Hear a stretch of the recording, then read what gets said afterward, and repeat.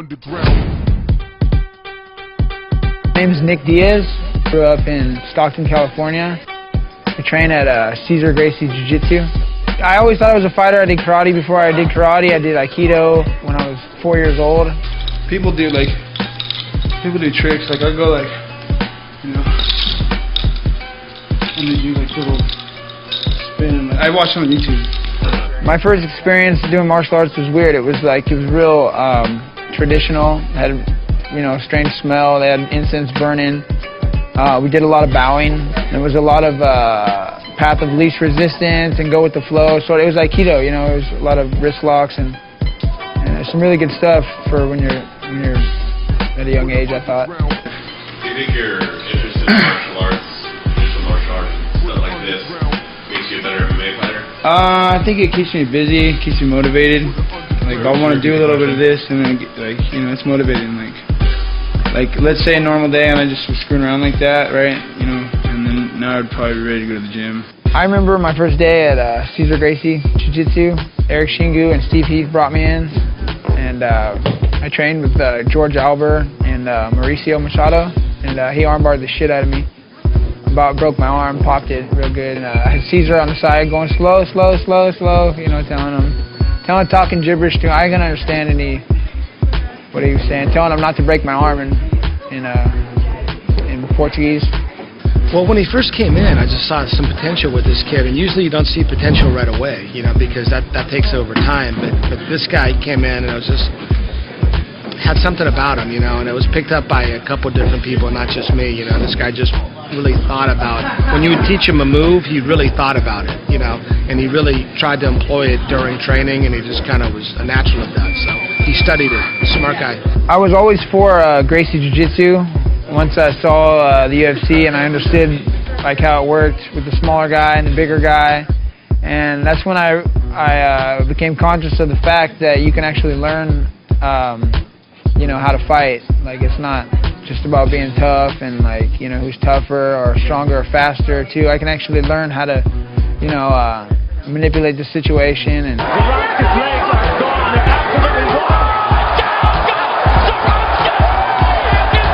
being a champion doesn't really mean anything to me because you know, like that's kind of what I learned like when I first got into the sport. It's not about who the best fighters are. It's you know, it's right time, right place a lot of the time, you know. What matters to me is beating who I know the best fighters in the world are.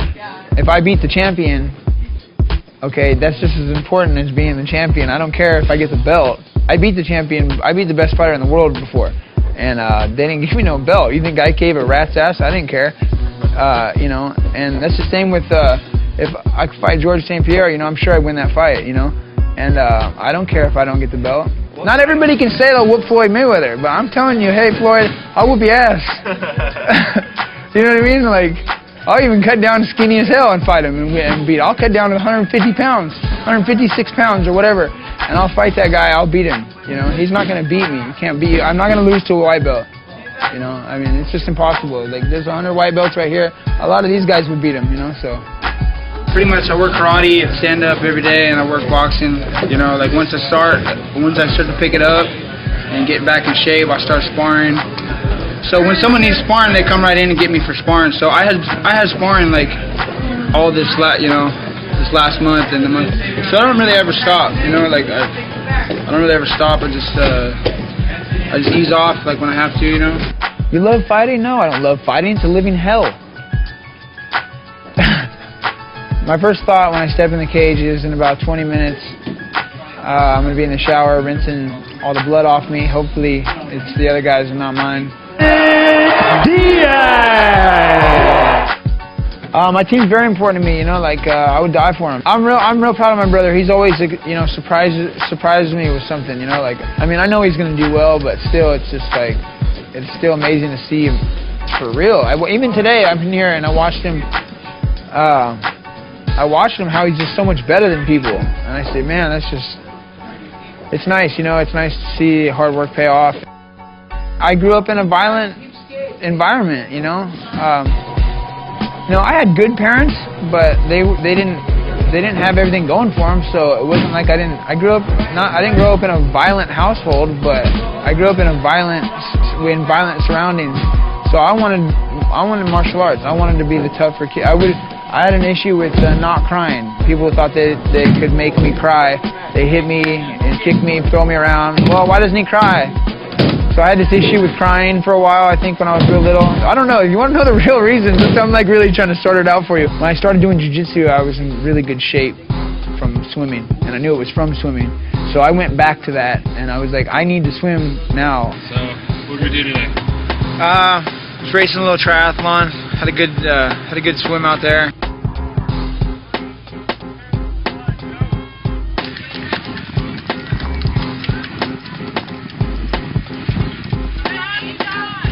Had a good first half of the bike, and then I flatted like right before the turnaround. Now, on account of mixed martial arts, I've been racing out here for conditioning for about 7 years now.